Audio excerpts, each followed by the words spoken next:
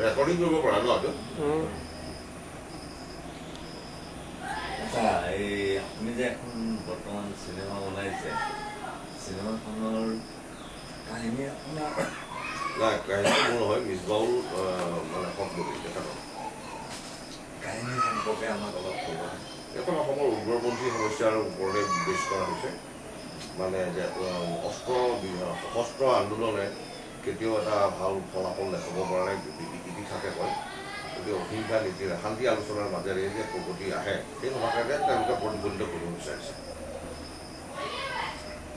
প্ৰস্তাৱিত বৰ্তমান শান্তি আলোচনা তেওঁলোকৰ দাবী চনদখন যিটো তেওঁলোকে দাবী চনদ দিছে এই দাবী চনদৰ যিকেইটা দাবী তেওঁলোকে দিছে এইকেইটা সৰ্বসাধাৰণ ৰাইজে বুজি পোৱা নাই এক নম্বৰ কথা প্ৰথম কথা হ'ল তেওঁলোকৰ দাবী আছিল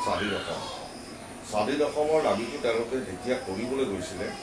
যোৱাৰ আগমুহূৰ্তত তেওঁলোকে এইটো এটা সুস্থ চিন্তা বা আলোচনা হোৱাৰ উচিত আছিল আজি যিটো তেওঁলোকে দাবী পৰীক্ষাৰ কৰি সাৰ্বভৌমত্বৰ কথাটো পৰীক্ষাৰ কৰি তেওঁলোকে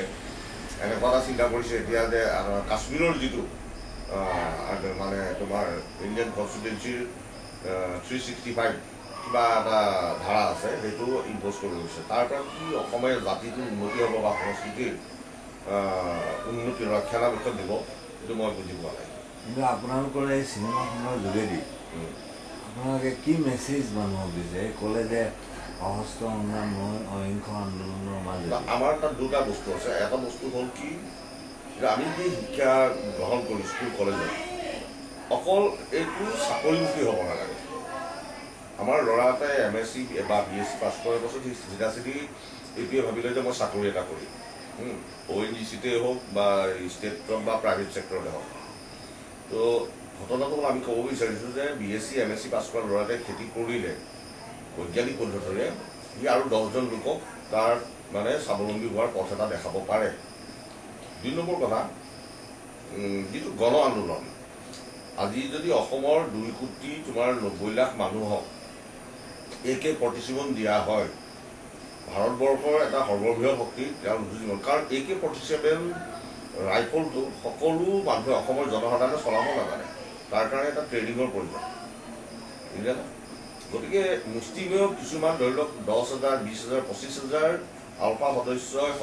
হাতত আৰ্মছ লৈ পেলাই বা সশস্ত্ৰ 12,000 15,000 বলিদান অলৰেডি হ'ল আৰু কিমানজন হয় আৰু আজি 20 বছৰ 22 বছৰ অতিক্ৰম কৰাৰ পিছত এটা সুফল কেন্দ্ৰীয় চৰকাৰৰ কোনো এটা মানে সুস্পষ্ট নীতি আগবাঢ়ি অহা দেখা নাই যিটো ক্ষেত্ৰত MNF-ৰ ক্ষেত্ৰত চোৱা ৰাজীৱ গান্ধীয়ে প্ৰধানমন্ত্ৰী হোৱাৰ লগে লগে MNF-ৰ লগত এখন চুক্তি কৰিলে আজি মিজোৰাম ভাৰতবৰ্ষৰ 1 নম্বৰ ষ্টেট শিক্ষাৰ ক্ষেত্ৰতে হওক ডেভেলপমেণ্টৰ ক্ষেত্ৰতে হওক কিন্তু আমি লাহে লাহে পিছুৱাইহে গৈ আছোঁ আমাৰ কথা হ'ল মোৰ কথা হ'ল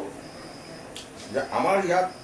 অসমখন বিশেষকৈ পিছুৱাই এতিয়া ইউৰেনিয়ামৰ ভাণ্ডাৰটো বৰহোলাত পাইছে অইল আছে কয়লা আছে চাহপাত আছে কিন্তু আটাইতকৈ দাম বেছি ধৰি আমিয়ে খাব লগা হৈছে কিনিব লগা হৈছে এনেকুৱা এটা দাবী কৰক অসমত উৎপাদিত সামগ্ৰী অসমৰ জনসাধাৰণে 25 যিটো ইণ্ডিয়ান মাৰ্কেটত প্ৰচলিত আজি ছাপোজ 1 কেজি চাহৰ দাম 180 টকা অসমৰ ৰাইজে মাত্ৰ 40 টকাত খাব পাব লাগিব 1 লিটাৰ কেৰাচিন তেলৰ দাম 20 টকা অসমৰ ৰাইজে মাত্ৰ 5 টকাত কিনি খাব পাব লাগিব ব্যৱহাৰ কৰিব পাৰিব লাগিব এই এনেধৰণৰ যিটোৰ সৰ্বসাধাৰণে মাছ পিপুলৰ বেনিফিটেড হয় আজি আসাম ইকনমিকটো চাওক অসমৰ মানুহৰ অৰ্থনৈতিক ব্যৱস্থাটো আজি ফাঁচী বজাৰৰ হাতত আৰু ফাঁচী বজাৰখন দখল কৰি আছে সব অনা অসমীয়া মানুহে আজি ফাঁচী বজাৰে যদি কৈ দিয়ে 400 টকা লিটাৰ মিঠাতেল সমগ্ৰ অসমৰ মানুহে 400 টকা দি পেলাই মিঠাতেল কিনি খাব লাগিব যেতিয়ালৈকে আলফা নালাগে আৰু কিবাকিবি সহস্ৰ সংগঠন তোমাৰ ওলাওক